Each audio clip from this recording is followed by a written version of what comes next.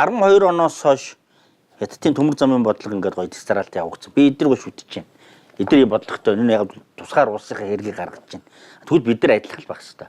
Бид нар адилхан өөрийн бодлого. Уг нь бол гаргацсан юм байл 2010 онд төрөөс төмөр замын талаар баримтлах бодлогын бичиг баримтыг гаргацсан. Тэгээд тэрнээс ухарчдаг тий. Юу яах гэж бодлого гаргасан тий. Ямар ч тач удаан хугацааны туршид яригдсан төмөр замын тээврийн талаар төрөөс баримтлах бодлогын асуудлыг өнөөдөр улсын их хурлын нэгдсэн чуулганаар хэлэлцэж батллаа. Харин Замтайвар барилга хот байгуулалтын яамнаас улсын их хурлын бүх гишүүдэд Монгол улсын хөгжилд түүхэн хувь нэмэр оруулсанд нь талархаж төмөр замын царгийг дүрсэлсэн дурсгалын зүйлийг өнөөдөр бас гардуулан өгсөн юм а.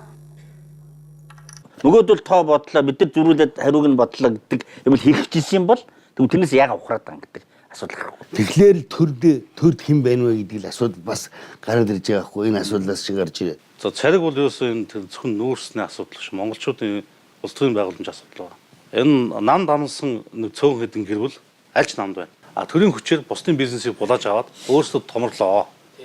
Томорчлоо.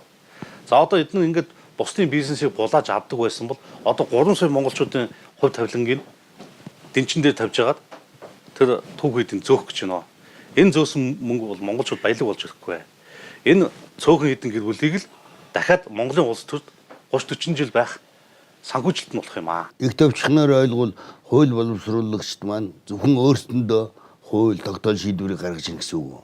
Өөрсөндөө шинэ өөрсдөө санхүүжүүлдэг эцэттэй тааруулж